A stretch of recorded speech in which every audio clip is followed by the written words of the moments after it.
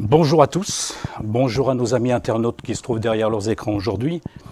Comme vous le savez, c'est une première européenne aujourd'hui d'avoir une conférence de presse en direct avec tous les exposants derrière les écrans. Ça, je crois que c'est un point que je souhaitais avoir depuis quelques mois.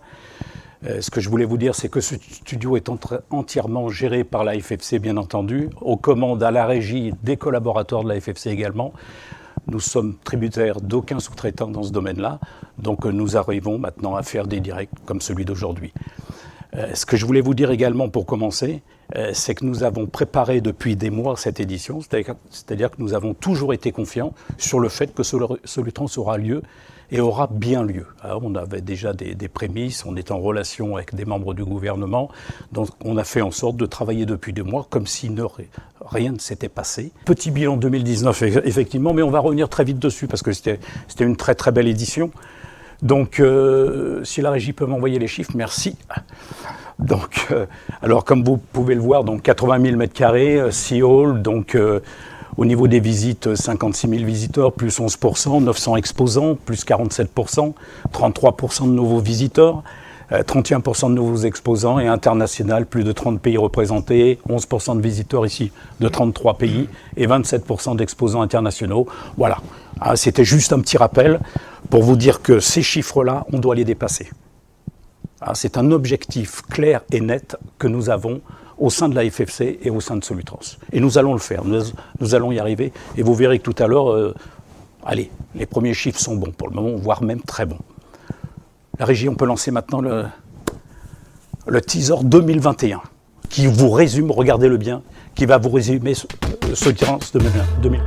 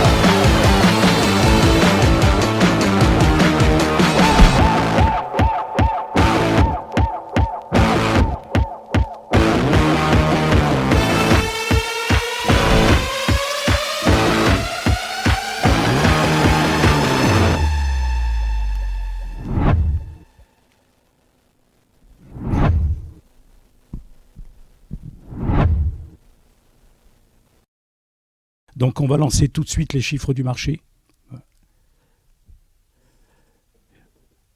Parce que, alors, ce qui est important dans un salon, bien entendu, c'est comment se porte l'activité économique, comment se comporte la filière. Tout ce que je peux vous dire aujourd'hui, c'est que les chiffres que l'on vous annonce ici, vous regardez bien, bon, c'est vrai qu'on a toujours tendance à se baser sur la croissance chinoise. Si la croissance chinoise est bonne, c'est que généralement l'activité, je veux dire, est relativement bien soutenue. Mais ce qui est important aujourd'hui, c'est que la reprise économique en Europe est de plus 4,2% en 2021 et en France, plus 5,5%. Les autres années, quand vous regardez en général les chiffres, on est peut-être en dessous, voire de l'Allemagne ou de l'Europe, et là, on est en dessus. Et je peux vous garantir qu'à la FFC, tout bêtement, que ce soit chez les équipementiers, les carrossiers constructeurs, l'activité est très bonne, puisque certains chiffres, certaines données sont supérieures aujourd'hui à 2019. Dans la production de véhicules, il y a même certains délais aujourd'hui qui sont des délais, on va dire, jusqu'au mois de novembre, décembre pour les livraisons des véhicules. Donc Solutrans va se trouver dans une période économique très bonne, avec une activité très bonne, au sein des exposants. Et ça, c'est un plus, je veux dire, véritablement très bon pour la réussite du salon. Et puis quand on regarde l'évolution du PIB en Europe, on s'aperçoit que la France est à 5,4. C'est l'Espagne qui arrive devant, 5,7. L'Allemagne est à 3. L'Italie à 4,1. Bon, la Chine à 7,8. Et la zone euro à 3,9. Donc on est dans une période en France vraiment très propice pour notre salon et pour tous nos exposants. Et on le voit, là Jean-Sébastien va en parler, les adhésions, maintenant, arrivent très très vite. Hein. Et on voit que le salon se remplit très très vite également. Donc on passe maintenant directement. Alors, une petite nouveauté également, on travaille depuis une quinzaine d'années avec le BIP pour les immatriculations tous les mois, j'allais dire, toutes les statistiques. Et l'on a voulu maintenant créer une nouvelle donne qui est le mix énergétique. On vous en parlera un petit peu plus tard parce qu'on va crée une étude qui s'appelle Visionnaire. Et ça, c'est le point de départ de ce qui se passe aujourd'hui. Alors, on va vous donner, messieurs les journalistes ou mesdames les journalistes, je veux dire, tous ces documents, de toute façon, vous les aurez. Hein. Mais ça, c'est le point de départ, si vous aimez mieux, de ce qui se passe aujourd'hui sur le terrain. Où en sont les immatriculations par rapport aux nouvelles énergies ? Alors c'est vrai que ce n'est pas grand-chose. Ah, mais on le savait pertinemment, hein, ce n'est pas une surprise. Par contre, on va voir évoluer ces chiffres dans les années qui arrivent. Et c'est grâce à Solutrans, à l'étude visionnaire que l'on va mettre en place, qui est mise en place, que l'on verra l'évolution de toutes ces énergies par type de véhicule. Donc on peut passer directement, il n'y a pas de problème. Et puis alors juste une chose aussi qui est importante à l'heure actuelle dans l'activité économique, ce sont les matières premières, principalement les ruptures de stock. Et ça c'est quelque chose qui est un problème général, aussi bien dans l'automobile que dans le véhicule industriel. Et on a des pénuries aujourd'hui qui font que les délais de livraison sont beaucoup plus longs également. Et ça c'est mondial, on ne peut pas faire grand-chose malheureusement. Les coûts sont supérieurs aujourd'hui des véhicules. Normalement, les matières premières augmentent. Donc à ce niveau-là, les constructeurs augmentent le prix de leurs véhicules. Mais c'est bon signe aussi en même temps.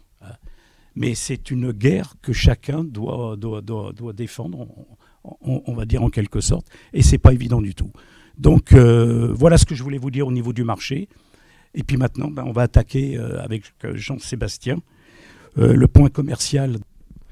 Alors, ce qu'il faut le retenir, c'est que nous nous sommes fixés des objectifs ambitieux il y a 2 ans, avec notamment un objectif de 90 000 m² en termes de surface, 1000 exposants et marques représentées, donc vraiment un objectif ambitieux.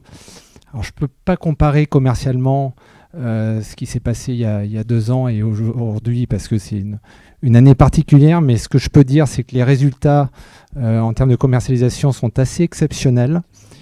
Il faut savoir qu'il y a 1 mois, on communiquait sur 70% de la surface réservée. Et en tout cas, on voit une tendance à l'accélération de la commercialisation, car aujourd'hui, nous en sommes à 80% de la surface commercialisée, ce qui est vraiment tout bonnement exceptionnel. Je le vois même par rapport aux autres salons. Alors, je vais vous donner quelques noms. Alors, je ne peux pas tous les donner, c'est impossible. Mais en tout cas, je peux vous dire que Iveco, MN, DAF, Mercedes, Volkswagen Utilitaire, Isuzu, Lamberret, Chéreau, Libner, Petit Forestier, Dalby, Frappa, Lessie Trailer, Krone, Magyar, Legrand Industrie, Dolendia, Knorr-Bremse, Michelin, Euromaster, Continental, G-Truck, entre autres, seront présents. Également, juste avant de rentrer là sur le plateau, j'ai une nouvelle assez exceptionnelle que j'attendais depuis un moment. Donc, c'est la venue de Renault Trucks qui me l'a confirmé à l'instant. Donc, c'est vraiment un signal important pour le marché. Ce que je dis souvent, c'est le salon, c'est le reflet d'une économie. On sent que cette économie est dynamique. Donc voilà, 80% de réservation. Vous pouvez voir que les halls, alors, la plupart des halls sont complets. Donc il y a eu un hall en plus. C'est pour ça qu'on a des objectifs à 90 000 m². Donc il reste encore un peu de place. Mais donc j'incite ceux qui ne sont pas encore là à venir s'inscrire. C'est important. C'est un moment où on peut faire du business, des rencontres d'affaires, où on se retrouve. C'est important de se retrouver, de passer un moment convivial. Donc n'attendez pas 2023, en tout cas ceux qui sont derrière leur petit écran et qui se posent la question de venir ou pas à Solutrans. Vraiment, je les incite vraiment à venir pour je pense, une grande édition 2021. On va passer aux grandes nouveautés de Solutrans de cette édition 2021. Donc, comme vous le voyez, la promesse de nombreuses. Et donc, on va attaquer sur la plus grande nouveauté. Cette nouveauté qui est le Solutrans Digital Show, vous en avez déjà entendu parler. Il n'est pas né à cause du Covid. On l'avait déjà inventé et mis en place avant la période Covid. Pourquoi ? Parce qu'on veut toujours que Solutrans ait une étape d'avance sur ses principaux, on va dire, concurrents européens déjà dans un premier temps. Donc c'est quelque chose que l'on travaille depuis plusieurs mois, qui va être présenté par Mario, là, puisque c'est encore un dossier dont il s'était occupé. Une seule chose que je voudrais vous dire par rapport donc, au Solutrans Digital Show, il est uniquement réservé aux exposants, ça c'est clair. On l'a fait pourquoi ? Pour augmenter le ROI également des exposants, ça c'est très important. Et puis on voulait toucher le monde entier et motiver en même temps toutes les troupes dans les entreprises, parce qu'en règle générale, je veux dire, sur un salon, ce sont les forces commerciales qui sont présentes, alors qu'avec le Solutrans Digital Show, on va intéresser l'administration des ventes, les bureaux d'études, les services export, marketing, enfin voilà. Donc on veut motiver l'ensemble des personnels des entreprises. Solutrans Digital Show, comme l'a expliqué Patrick, n'est pas une réponse uniquement à une situation de crise, mais vraiment une volonté de dynamiser l'événement, d'apporter plus de contenu, plus de richesse. Si je devais donc c'est une forme d'hybridation. On l'a déjà vu sur d'autres manifestations liées aux événements, comme parfois un pis-aller à la situation de crise. En ce qui concerne Solutrans, l'événement physique aura lieu et donc Solutrans Digital Show, cette version en ligne, vient renforcer, décupler comme un levier l'impact et les atouts de la manifestation pour les exposants. Donc si je devais le résumer, au-delà d'être le reflet du salon, c'est un certain nombre d'avantages très clairs apportés aux exposants et aux visiteurs, mais surtout aux exposants. Une visibilité 24 heures sur 24 dès lors que le Digital Show sera ouvert. Donc un salon physique ne peut pas offrir ça, donc pas de décalage horaire, 24 heures sur 24, les internautes peuvent se connecter et accéder à la manifestation et à sa version en ligne. Il est interactif, donc il y a véritablement un enrichissement du contact entre l'offre et la demande, donc visiteurs et exposants peuvent se rencontrer par le truchement de la version digitale. C'est un événement ouvert sur le monde. Jean-Sébastien a rappelé les chiffres et Patrick aussi a rappelé la dimension internationale du salon. Oui, ce sera encore certainement peut-être délicat d'annoncer des progressions de visitorat international fortes, très fortes, vu le contexte sanitaire. Et donc là, pour le coup, SDS, on l'appelle comme ça, Solutrans Digital Show, viendra compenser éventuellement ce risque de ralentissement de la croissance du visitorat international, mais surtout ouvrir le salon au monde, puisque des acheteurs qui n'avaient pas l'occasion de venir à Solutrans pourront visiter ce salon par le biais de sa version en ligne. Un salon, c'est un levier commercial, l'a rappelé Jean-Sébastien. Ce qui est important, c'est donc d'offrir des outils de mesure aux exposants. Et donc, le Solutrans Digital Show, c'est aussi la capacité de mesurer l'impact de sa présence sur le salon et en ligne, donc sur le physique et sur le numérique, grâce à un outil de mesure, d'impact, de retombées qui est inclus dans la prestation proposée par Solutrans Digital Show. Il est personnalisable puisque l'idée c'est aussi d'offrir un outil aux exposants qui valorise leur image, l'unicité de leur identité et donc sur le salon physique comme sur le salon en ligne, les exposants pourront personnaliser leur stand, puisqu'ils ont véritablement un stand, y apporter leur touche personnelle, développer et le mettre en conformité avec leur charte graphique, et donc véritablement en faire un autre espace de communication en plus, mais toujours à l'image de la stratégie, enfin le reflet de la stratégie de communication de l'entreprise. Et enfin, il est gratuit, cette année exceptionnellement. La FFC a choisi de lancer cette opération dans une formule commerciale hyper attractive. Donc la version de base, d'entrée, est offerte aux exposants dès lors évidemment qu'ils sont inscrits au salon avec un stand physique. La deuxième grande nouveauté également, comme vous avez pu le voir, on passe de 80 000 à 90 000 mètres carrés, et uniquement par le fait que l'on ouvre un nouveau hall, qui est le hall 1. Pour ceux qui connaissent bien Solutrans, et vous le connaissez tous bien, c'est le hall à gauche quand l'on rentre directement dans le hall d'accueil de Rexpo. Et ce hall 1 donc, est dédié Solutrans 4.0, le futur commence ici. J'ai voulu que ce hall, comment j'allais dire, soit mis en place parce qu'aujourd'hui, nos amis transporteurs qui veulent acheter des véhicules ne savent pas sur quel type d'énergie aller, par exemple. Avec tout ce qui se passe, ça va très très vite.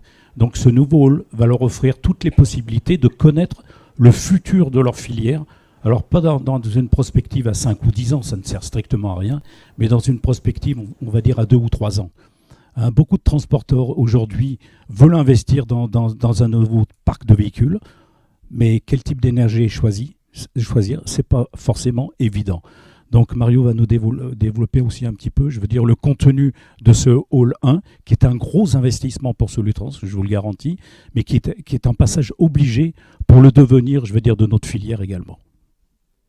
Patrick, merci de me passer la parole sur cette initiative donc, qui est aussi, dont l'origine est à la FFC. C'était important, on avait une sollicitation forte de la part des visiteurs autant que des exposants sur la valorisation de l'innovation.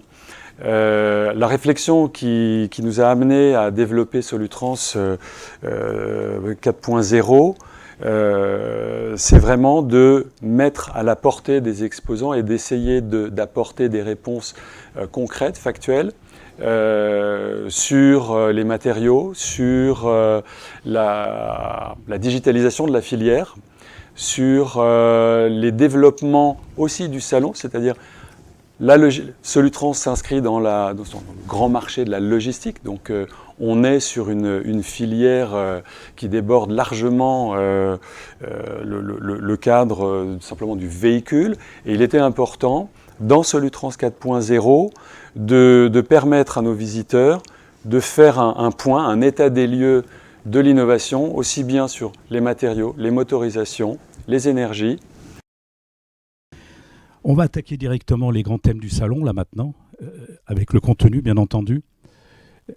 Je voudrais faire le lien directement avec notre étude visionnaire, puisque l'étude visionnaire va faire partie de la plénière du salon. La plénière, c'est cette fameuse première réunion qui suit l'inauguration du salon, donc le mardi, où les pouvoirs publics sont représentés, les présidents de fédération, les grands acteurs donc, de la filière. Et donc, je vais demander donc, à Marie-Laure Bastiment, associée chez BIP BDO, de venir. Bonjour. Marie-Laure. Et donc, Marie-Laure va nous présenter donc, l'étude visionnaire qui est en place depuis quelques mois déjà, enfin qui est en place, que l'on travaille depuis plusieurs mois. Voilà, Marie-Laure, je vous laisse la parole. Merci Patrick. Pour la présentation. Écoutez, bonjour à tous pour les personnes en présence et ceux en distanciel. Donc, Visionnaire, c'est en fait une étude qui a été mandatée par la Fédération française de carrosserie en partenariat avec la PFA, la plateforme de la filière automobile et mobilité, et donc qui est pilotée par le cabinet de stratégie BIP BDO Advisory, dont je suis une représentante aujourd'hui. Donc elle a pour objectif en fait de projeter à moyen long terme le mix des motorisations, et ceci sur l'Europe. Alors pourquoi une telle étude ? Écoutez, je pense qu'on a déjà commencé à évoquer ces points-là. Évidemment, le mix les politiques environnementales sont de plus en plus contraignantes, aussi bien en Europe qu'au niveau des villes, puisque là, ce que vous voyez à l'écran, ce sont les réglementations qui se sévérisent aussi bien sur les véhicules neufs, à horizon 2025 et au-delà à partir de 2030 et encore dans les années suivantes, mais aussi pour le parc roulant, puisque le Green Deal, qui s'adresse à l'ensemble des économies et des secteurs économiques, va obliger l'ensemble des secteurs à baisser l'ensemble des émissions de CO2, et ceci dès 2030. Donc pour le parc, ça va se traduire par des obligations de réduction des émissions de CO2 de façon assez massive. Donc en plus de ces contraintes au niveau européen, vous savez tous, je pense que les zones à faible émission se déploient dans les villes. Et donc ça impacte aussi non seulement les véhicules particuliers, mais à terme, ça va commencer à impacter aussi les véhicules industriels qui aujourd'hui roulent essentiellement au diesel. Donc en fin de compte, comme l'a dit Patrick et comme on l'a vu dans le teaser tout à l'heure, on va voir se déployer, comme pour le véhicule particulier, de nouvelles motorisations dans les années à venir pour les véhicules industriels. L'enjeu ici, ça va être de finalement comprendre comment ces nouvelles motorisations vont se déployer dans le temps, et c'est là que l'étude visionnaire intervient. Si on peut regarder sur l'étape suivante. Donc en fait, la façon de fonctionner sur cette étude, le cœur en fait même de cette étude, c'est un modèle mathématique. C'est un modèle mathématique qui va être centré sur le total cost of ownership, qui correspond en fait au coût total de possession du véhicule industriel, et ce modèle va permettre un arbitrage en fait des motorisations en fonction de leur coût.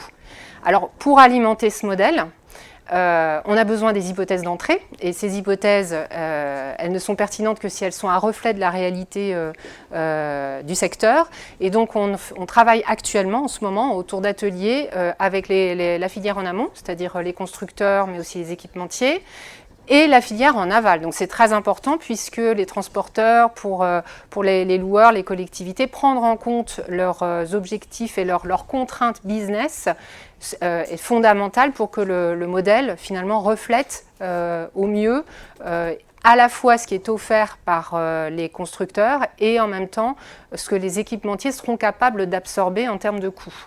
Donc le modèle en sortie, le modèle en fin de compte sert à arbitrer le choix des motorisations, et il va permettre aussi de suivre la façon dont ces motorisations vont se diffuser dans le marché au fur et à mesure des années.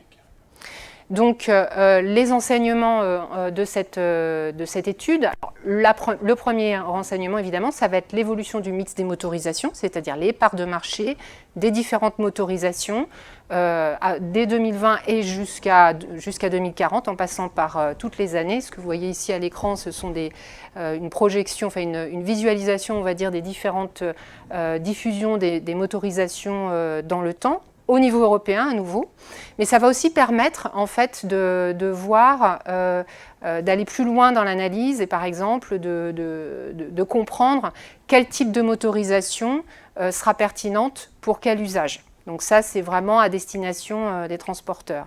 On pourra aussi répondre à d'autres questionnements autour, par exemple, des objectifs réglementaires. Quel mix faut-il atteindre? Quel mix faut-il atteindre au niveau de l'Europe pour respecter les objectifs réglementaires? Voilà. On pourra faire d'autres types d'études, par exemple. On peut aussi se poser la question, parce qu'évidemment, là, on parle sur du temps long, même si on va travailler à 2025, 2030, 2035, etc. On va aussi pouvoir étudier l'impact d'une variation d'une hypothèse d'entrée. Par exemple, si les primes à la conversion sont plus ou moins élevées ou importantes, quel sera l'impact sur le mix final? Voilà, donc voici, je vous ai résumé en quelques mots le contenu de cette étude, donc, qui est en cours. Hein, donc, on est en pleine modélisation pour pouvoir présenter ensuite les résultats lors du salon Solutrans en novembre 2021. Donc on va passer à un autre grand sujet aussi maintenant de Solutrans que vous connaissez tous bien. C'est les conférences. Hein. Ça, c'est un point qui est essentiel chez nous puisqu'on a besoin de faire connaître tout ce qui se passe dans le milieu de la filière. Et comme j'appelle Hervé Rébillon mon maître de conférence, je vais lui laisser la parole parce qu'il a beaucoup de choses à dire aujourd'hui. Bonjour Patrick, bonjour à tous. Oui, effectivement, concernant les conférences, vous savez que c'est, on va dire, la ligne directrice notamment du salon. Nous travaillons avec les équipes de la FFC comme Exposium et donc TRM24, puisque TRM24 est partenaire des conférences de nouveau cette année, sur les thèmes, en fait, bien en amont. Dès qu'une édition est terminée, nous recommençons à travailler sur les thèmes, sur le fond en tout cas, des différentes conférences. Et comme vous le savez, on se base sur l'actualité, sur les thèmes forts du secteur. Et je ne vous apprendrai rien, bien sûr, en vous disant que la transition énergétique sera le thème fort, en tout cas, de ces conférences, notamment de la plénière qui aura lieu le mardi. Alors, j'irai plus que la transition énergétique, ça sera aujourd'hui plus la réalité énergétique, puisque les transporteurs et les constructeurs vont devoir donc renouveler leur parc, en tout cas en véhicules propres. Alors, il y aura la transition énergétique, ça sera le thème, et un autre point fort également, ce sont les solutions connectées. Autrement dit l'informatique embarquée entre autres à bord des camions. Nous allons donc pour cela également consacrer un thème sur l'intelligence artificielle du poids lourd, de l'utilitaire et du poids lourd qui sera en 3 versions, le mercredi, le jeudi et vendredi. On abordera notamment entre autres la sécurisation des données et également les infrastructures durant 3 conférences avec des experts internationaux qui viendront donc sur Solutrans durant ces conférences. Alors pour revenir sur la transition énergétique, on va essayer d'élaborer les différents scénarios avec les transporteurs et les constructeurs pour atteindre les objectifs CO2. Donc nous aurons bien sûr les constructeurs historiques qui seront présents sur Solutrans et ce que j'ai appelé aussi les nouveaux constructeurs qui viendront comme Volta Truck, etc., Tesla, qui seront là également pour parler non seulement du véhicule mais également de toute l'économie circulaire qui tourne autour bien sûr des véhicules propres, électriques, gaz et hydrogène. Alors hydrogène, on va consacrer dès la première journée des conférences le mercredi une grande conférence d'1h30 sur l'hydrogène, là encore avec des experts. On abordera d'autres thèmes comme la mobilité urbaine et puis également maintenance véhicule industriel et un thème important également qui est d'actualité qui est le recyclage du véhicule industriel utilitaire et poids lourd. Il y aura également 2 autres thèmes importants alors c'est un thème qui m'est cher, que j'apprécie et on en parlera plus longuement ultérieurement. C'est un siècle d'innovation poids lourd qui aura lieu le mercredi. On aura l'occasion, en fait, durant cette conférence, de revenir sur 100 ans, aussi bien sur l'aspect technologique, sécuritaire, etc., des véhicules industriels et du poids lourd, durant cette conférence. Et à l'issue de cette conférence, on vous présentera également un livre qui est actuellement donc en préparation sur ces 100 ans, un siècle d'innovation poids lourd. Bien sûr en partenariat avec la FSC et Solutrans.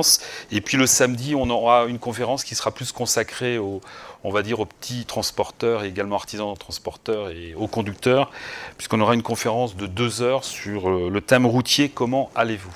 Voilà. On abordera aussi bien les conditions de travail, mais aussi l'aspect santé et hygiène des conducteurs routiers. Donc en tout cas, je suis à votre disposition à la fin de cette conférence si vous souhaitez avoir des précisions sur les conférences. WLTP également, Vecto. Vecto, on en reparlera également, ça sera l'une des conférences, donc le vendredi sur Solutrans. Oui, bien sûr, ça sera l'un des thèmes. Alors, cette année, je n'ai pas précisé en préambule, mais en tout cas, on va avoir un record de conférences, puisqu'on aura à peu près 25 conférences, notamment avec la thématique pneumatique, on va y venir dans un instant, dans quelques minutes, et on aura un record de 150 intervenants durant toutes ces conférences sur 5 jours. Maintenant, encore un nouvel événement, et je crois que là, il est très important, cet événement-là. Ce sont les Innovation Awards.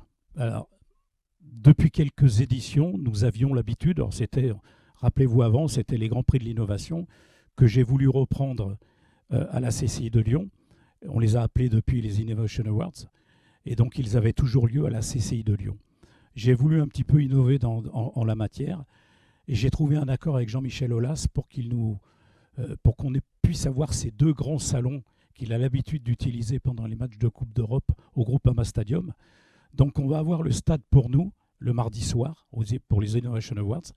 Donc deux grandes pièces de réception. Le stade sera complètement éclairé pour nous, la pelouse sera éclairée, et les 2 grands écrans de 88 mètres carrés chacun seront éclairés également. On pourra passer des messages, mettre en avant nos sponsors. Et ça, c'est quelque chose qui va, apporter de la nouveauté également. C'est de l'innovation.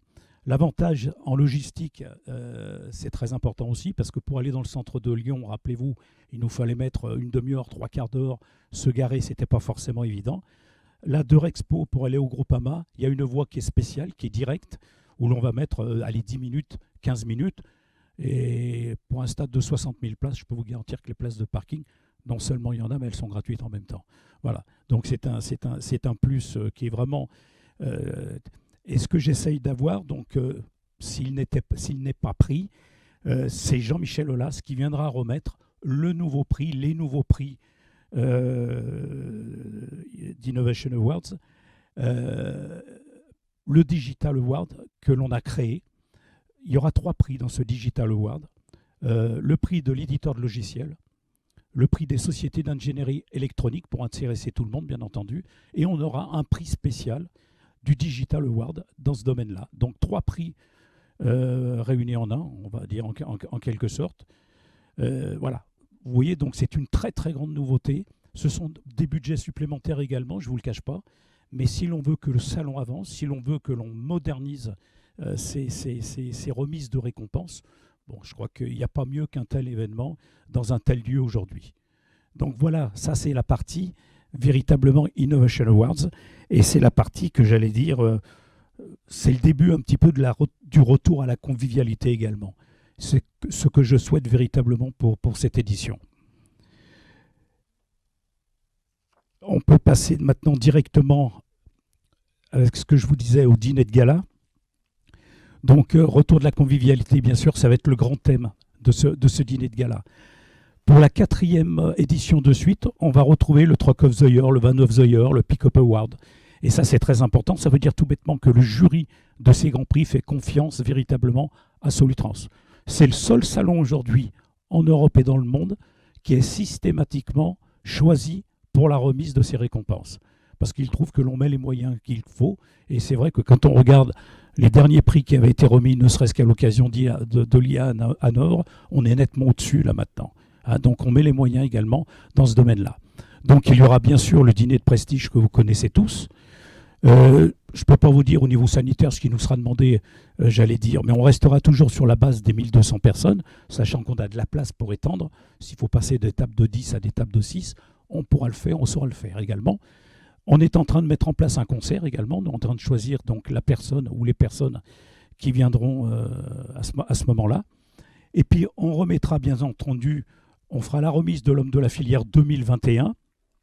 Et puis on fera la remise également de l'homme de la filière 2020 que nous n'avons pas pu faire à cause, j'allais dire, du Covid, là par contre, puisque les rencontres de la filière ont dû être déplacées à l'occasion de Solutrans. Donc les 3 présidents de fédération qui devaient recevoir leur prix à l'occasion, j'allais dire, des rencontres de la filière, seront présents ici et le recevront pendant le dîner de gala. La FFC est complètement impliquée dans un autre sujet qui est la formation et l'emploi également. Ça, j'y tiens personnellement. Et à l'occasion de Solutrans, on avait déjà, à la demande de carrossiers VI par exemple, fait un premier essai en 2017, en 2019. Et puis ça marche très fort. On s'aperçoit que les petits jeunes arrivent de plus en plus à Solutrans pour découvrir ce métier. Et puis il y a l'emploi qui est nécessaire. Je rappelle que notre filière recherche encore 40 000 emplois. Donc c'est pas rien. Donc je vais demander à Dominique Pétro, qui est notre responsable formation à la FFC, de développer un petit peu ce qui va se passer à l'occasion de Solutrans pendant cette édition 2021. Bonjour à toutes et à tous. Alors je vais commencer par l'emploi. Au titre de l'emploi, nous avons encore renouvelé un espace dédié à cette thématique, sachant que, comme a précisé Patrick Chanton, nous recherchons des forces vives pour la filière, mais tout simplement face à de nouveaux défis en termes d'énergie, de transition technologique. Différentes avancées transforment le métier et transforment les compétences. Et donc cette thématique devient de plus en plus incontournable et est désormais traitée lors de ce salon. Donc un espace dédié sera renouvelé pour cette édition avec une particularité pour cette prochaine édition, à savoir que les opérations liées à l'emploi seront concentrées sur 2 journées, que sont les mercredis et jeudis, à savoir les 17 et 18 novembre. Évidemment, l'objectif reste de rapprocher candidats et employeurs afin de favoriser leurs rencontres et que des contrats se nouent. 2 acteurs seront présents pour nous accompagner lors de ces 2 journées, 2 acteurs clés que sont Pôle emploi, Auvergne-Rhône-Alpes et Monster Randstad. Alors concernant Pôle emploi, des conseillers spécialisés dans le domaine de la mobilité et du transport seront présents tout au long de ces 2 journées pour accompagner tant candidats et employeurs au titre de leurs différentes démarches de recherche, avec la possibilité pour mobiliser des dispositifs particuliers afin de faciliter l'intégration au sein de la filière.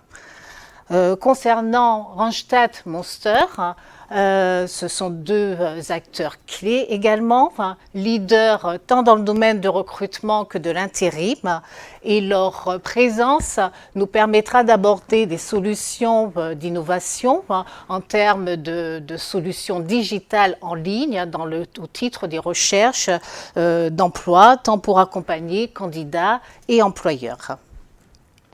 Bien évidemment, tous les visiteurs sont appelés à se faire connaître, soit auprès de la fédération ou tout simplement de venir directement lors de ces 2 journées et nous les accueillerons avec plaisir pour les accompagner dans leurs recherches respectives. Quelques temps forts sont également prévus au cours de ces 2 journées, notamment des job dating, pour favoriser toujours la rencontre entre candidats et employeurs, avec l'idée de donner aussi, d'orienter ces 2 job dating. L'un sera orienté métier en tension et le second plutôt sur des dispositifs d'alternance permettant à des jeunes, par exemple, d'intégrer la filière, tout ça en partenariat avec des constructeurs, notamment des constructeurs VI. Voilà, maintenant je vais passer à la formation.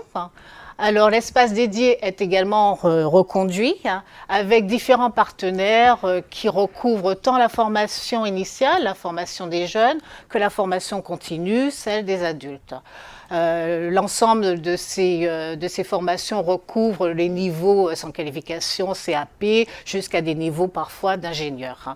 Donc tout le public, jeunes, moins jeunes, professionnels ou encore aspirants professionnels, sont invités à venir sur cet espace. Ils seront accueillis par ces différents partenaires qui seront là pour les accompagner dans leur démarche de formation, pour leur apporter informations, conseils personnalisés et évidemment aussi pour leur faire connaître les différents dispositifs qui sont à leur portée, tout cela dans le but de faciliter leur intégration dans la filière et peut-être même parfois de booster leur carrière et d'y évoluer. Voilà. Je finis par un petit rappel concernant MobiliJob. En attendant de pouvoir tous vous rencontrer lors de ce salon, tant sur l'espace emploi que l'espace formation, je rappelle que la FFC a mis en place un outil qui est en ligne, qui s'appelle MobiliJob. Il s'agit d'un outil qui est dédié à la filière, alors pas que carrosserie, mais également tout le domaine de la mobilité, transport, logistique, tous ceux qui travaillent dans l'automobile ou même dans le poids lourd, que ce soit dans l'industrie ou dans les services, peuvent utiliser cet outil qui est mis à leur disposition gratuitement et qui permet également, hors du salon, de favoriser toujours la rencontre entre l'offre et la demande. Donc cet outil est à disposition de tous, je vous invite à y aller. C'est important de rappeler et de faire connaître des possibilités d'offres que propose la filière parce qu'il y a des parcours professionnels très intéressants sont possibles, donc il faut les rendre visibles auprès du public, du grand public et des candidats éventuels. Donc c'est important que cet outil soit utilisé et donc j'invite les professionnels et les candidats éventuels à aller en ligne, découvrir et à y créer leur profil tout simplement et à s'en emparer. On va attaquer maintenant un autre sujet qui me tient à cœur. On a fait dernièrement un partenariat avec le SPP. Donc son président Dominique Stenfeld va venir nous rejoindre là. Bonjour Dominique. Donc là c'est un partenariat auquel je tenais parce que le pneumatique a de plus en plus d'importance. C'est-à-dire qu'à une époque on disait que le pneumatique c'était du négatif dans le budget d'un transporteur. Aujourd'hui ça devient du positif. C'est-à-dire grâce au pneumatique on peut réduire la consommation, on peut faire beaucoup de choses. Donc le SPP va venir nous aider à gérer un espace pneumatique de plus en plus important à Solutrans. Voilà. Mais je vais laisser à Dominique le soin de nous dire ce qui va se passer au sein de cet espace. Le pneumatique est un élément prédominant dans le transport. Et ceci d'autant plus que cette année, l'actualité est particulièrement forte sur le plan réglementaire avec le nouvel étiquetage, avec le décret hiver qui va modifier les équipements pour la période hivernale chez les transporteurs. Également sur le plan technologique, avec l'amélioration des performances et l'arrivée de l'électronique dans la surveillance des pneumatiques, et puis également le poids de plus en plus important des éléments d'écologie et d'économie qui prennent une importance supplémentaire avec les risques qu'on peut avoir aujourd'hui avec la pression sur les matières premières. Donc cet espace de pneumatique va réunir les principaux acteurs. D'un côté, les manufacturiers. Donc la plupart des grands manufacturiers aujourd'hui ont fait acte de réservation. Et puis d'autres manufacturiers qui s'interrogeaient en raison de la situation sanitaire m'ont fait part de leur désir de nous rejoindre. Et puis évidemment, il y aura également la présence des principaux distributeurs de pneumatiques poids lourds sur le marché français. Les conférences, Dominique. Alors en ce qui concerne les conférences, donc, je remercie encore une fois la FFC d'avoir mis à notre disposition un espace conférence dédié. Donc nous allons mettre en place un certain nombre de conférences sur des sujets récurrents. Donc la partie économie induite par le pneumatique dans l'univers du transport, mais également l'arrivée des nouvelles technologies. On va parler également de formation, parce qu'on a la même problématique, formation et recrutement, puisqu'on a la même problématique que vous. La filière des spécialistes du pneu recherche environ 1 millier d'acteurs qui sont très très difficiles à trouver. Et puis également, nous aurons une conférence qui sera dédiée aux services que les manufacturiers en pneumatique et les distributeurs de pneumatiques peuvent apporter aux chauffeurs. Voilà, et puis on aura également la partie emploi où on rejoindra la FFC pour essayer de recruter les collaborateurs dont nous avons besoin. Merci Dominique. Je vais juste terminer, je vais lire par rapport aux pneumatiques et puis surtout par rapport à la piste d'essai, parce que ça c'est quelque chose d'important également. Nous allons encore agrandir la piste d'essai, ça va devenir la plus grande d'Europe au niveau des salons. Pourquoi l'agrandir? Pour la bonne et simple raison, c'est qu'on veut que les constructeurs fassent de plus en plus d'essais de véhicules. Aujourd'hui, on rentre dans des nouvelles énergies. Conduire par exemple un véhicule électrique par rapport à un véhicule thermique, c'est pas la même chose. Donc il faut que les chauffeurs essayent de plus en plus ce type de véhicule, avec ce type d'énergie. Et donc pour cette raison, nous allons l'agrandir. Et nous allons bénéficier, comme en 2019, des 25 km également que l'on a dans la périphérie d'Eurexpo, grâce à la préfecture du Rhône, qui nous autorise à faire des essais, j'allais dire, dans toutes les petites municipalités qui se trouvent autour. Donc ça c'est sympa également pour les chauffeurs pour faire ce type d'essai. Et puis on va voir avec Dominique également la possibilité qu'on aurait éventuellement, là c'est plus une question d'Eurexpo aujourd'hui, c'est voir quel type d'essai on pourrait faire au niveau du pneumatique, par exemple sur gravier, sur huile, voire sous l'eau par exemple. Donc on essaye de voir les dispositifs qui pourraient être mis en place par Eurexpo pour faire ce type d'essai. Vous voyez, donc on va très très loin dans cette nouvelle édition. Donc mon objectif principal, c'est de faire de Solutrans le salon industriel professionnel numéro 1 en Europe. Ça c'est clair. Les pouvoirs publics sont également derrière nous dans ce niveau-là. Voilà, c'est ce que je tenais à vous dire. Je tenais à vous remercier véritablement de votre présence, remercier les internautes derrière leurs écrans également.